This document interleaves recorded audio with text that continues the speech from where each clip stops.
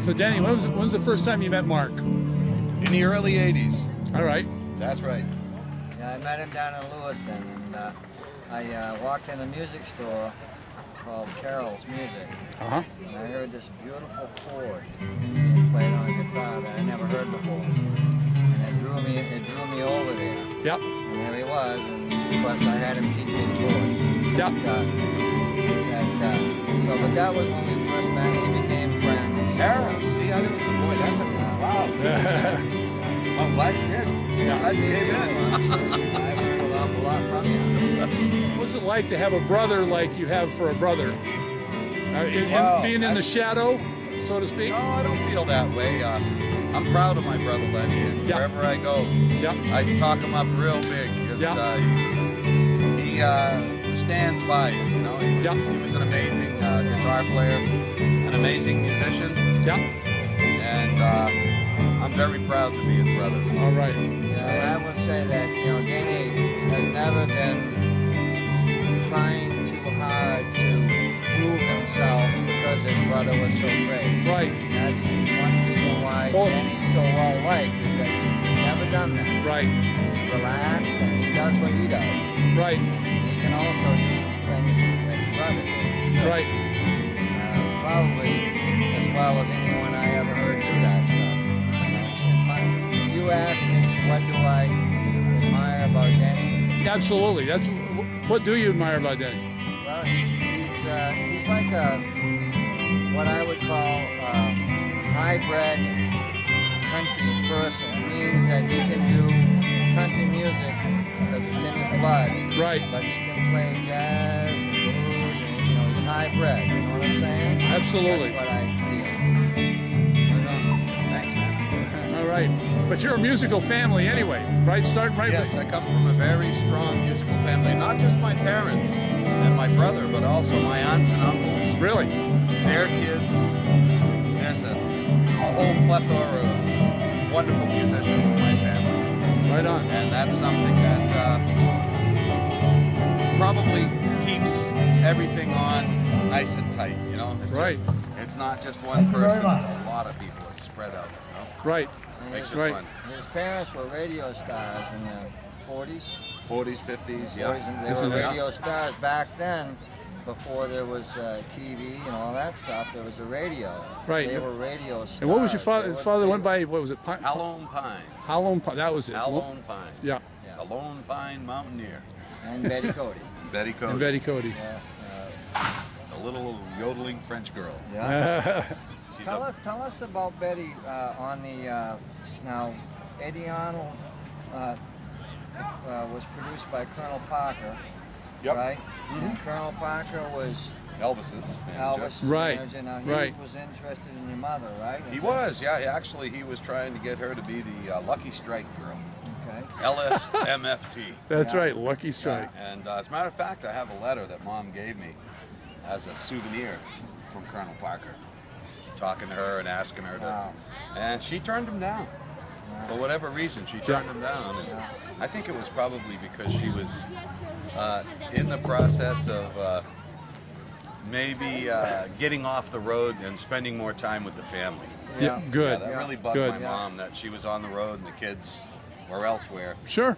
And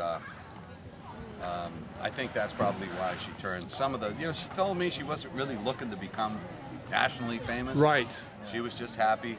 She enjoyed performing, right? She enjoyed performing. And Right. still does. 88 years old. 88? Still does. Really? Yes, she does. Now, getting back on to you, Denny, now in the last 8 years or so, you went from, because when I met you in the early 80s, we were doing the gigs, you know, different gigs around.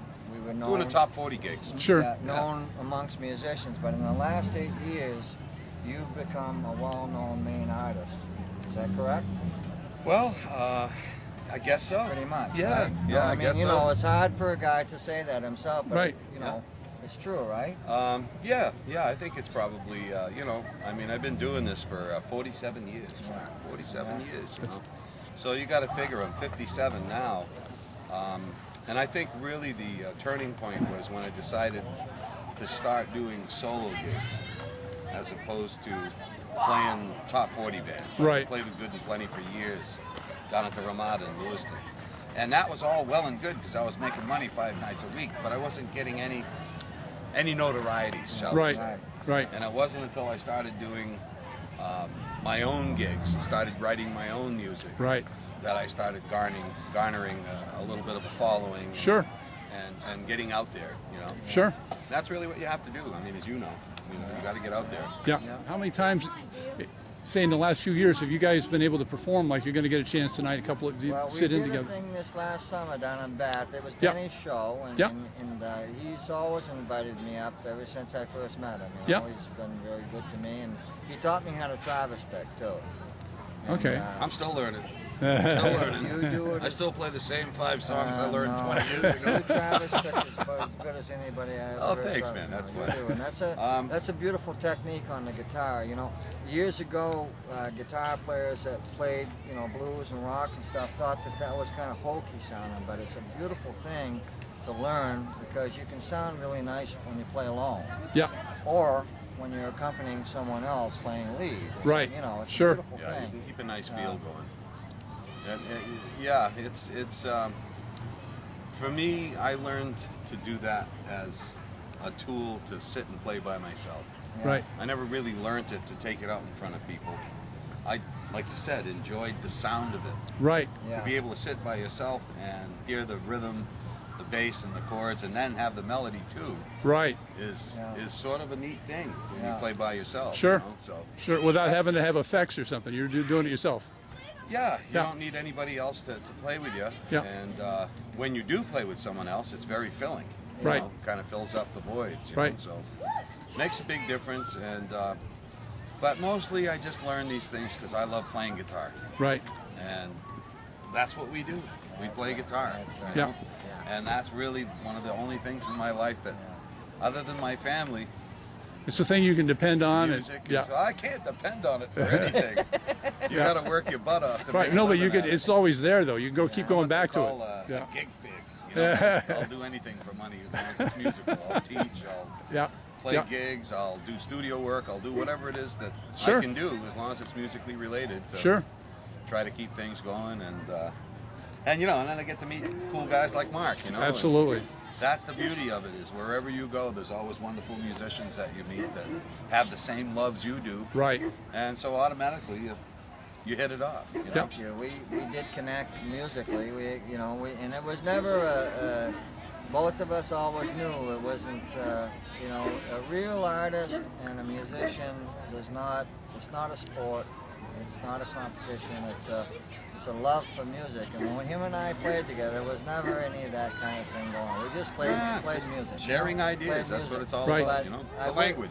Right. But I will say, in 1989, Denny, after knowing me for a few years, made sure that he got me the Denny Breau Memorial Trophy, which, you know, I'm so proud Right. of. Right. And Denny made that happen for me. Cool. So, you know, again, it's nice when someone gives you something that they really don't have, really. You know,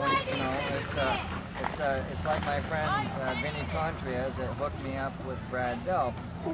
Vinny wasn't going to be in the band, Yeah. but he still got it for me. Yeah. And that's Yeah. nice. Well, know. hey, you wanna Well, see I it, appreciate you know. you doing that for Thanks, me. man. You know, your mother handed me that, and I'll never forget it. I'm very proud of it because, and I told the audience when I got up there, and Denny was there, I told the audience, and I was truthful about it, is that I said, well, it's nice, appreciate this very much, but I got to tell you the truth of the matter. I was around Lenny a few times, and I never really told Lenny I played the guitar. That's right. I remember you know, telling me that. And I thought it was so funny. You know. fascinated, Yeah. But listening to him, felt so fortunate to be around someone like that that I didn't even really want to play, really. And Well, you know, You the would funny have to thing keep it was, simple anyway. the funny thing was Lenny would never tell you he played guitar either, unless you asked him. Right. no, You know, he'd show Right. up someplace and just mill around like anybody else, and you know, here's the greatest guitar player in the world, yeah. and nobody would even know unless Unless- somebody recognized him and said, "That's Lenny Breau." Oh yeah. Yeah. So you know, it's really not, like Mark says, it's not about competition. It's not about any of that. It's love for guitar and Right. music, and that's all it is, pure and simple. You know. Yeah. That's about all I got to say. Well,